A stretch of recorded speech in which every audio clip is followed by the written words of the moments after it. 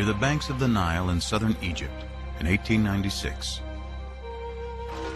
British archaeologist Flinders Petrie leads an excavation in Thebes, the ancient city of the dead.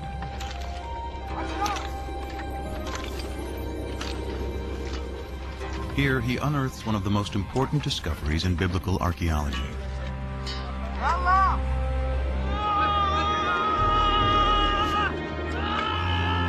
From beneath the sand appears the corner of a royal monument, carved in stone.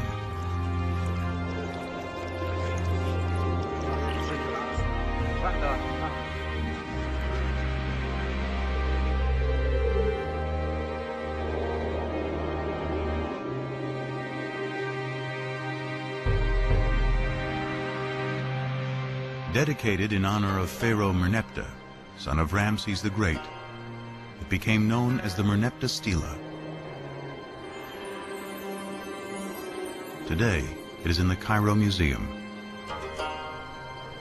This stela is what the Egyptians would have called a triumph stela, a victory stela, commemorating victory over foreign peoples.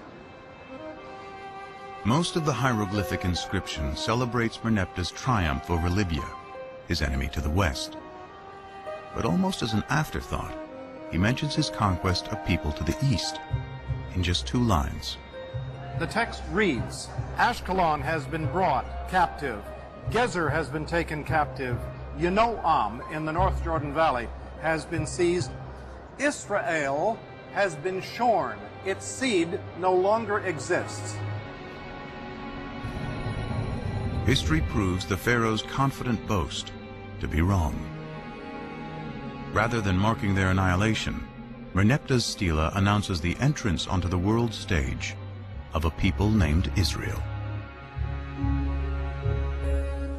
This is priceless evidence for the presence of an ethnical group called Israel in the central highlands of southern Canaan. The well-established Egyptian chronology gives the date as 1208 BC.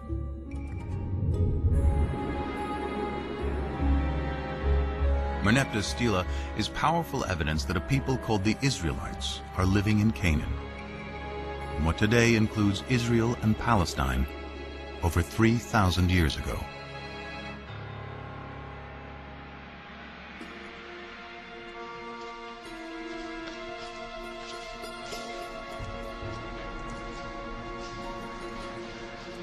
The ancient Israelites are best known through familiar stories that chronicle their history. Abraham and Isaac, Moses and the 10 Commandments, David and Goliath,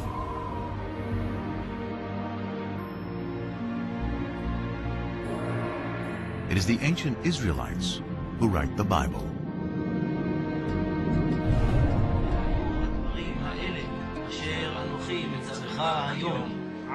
Through writing the Hebrew Bible, the beliefs of the ancient Israelites survived to become Judaism, one of the world's oldest continuously practiced religions. And it is the Jews who give the world an astounding legacy: the belief in one God.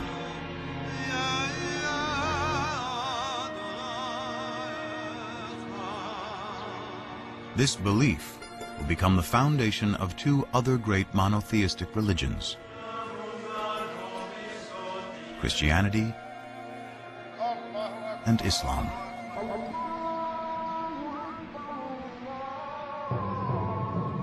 Often called the Old Testament to distinguish it from the New Testament, which describes the events of early Christianity, today the Hebrew Bible and a belief in one God are woven into the very fabric of world culture.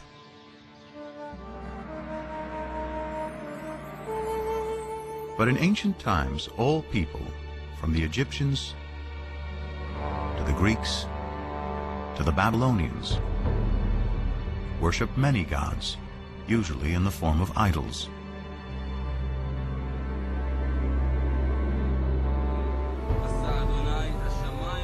How did the Israelites, alone among ancient peoples, discover the concept of one God? How did they come up with an idea that so profoundly changed the world? Now, archaeologists and biblical scholars are arriving at a new synthesis that promises to reveal not only fresh historical insights, but a deeper meaning of what the authors of the Bible wanted to convey. They start by digging into the earth and the Bible. You cannot afford to ignore biblical text, especially if you can isolate a kind of kernel of truth behind these stories, and then you have the archaeological data. Now, what happens when text and artifacts seem to point in the same direction? Then I think we're in a very sound ground historically.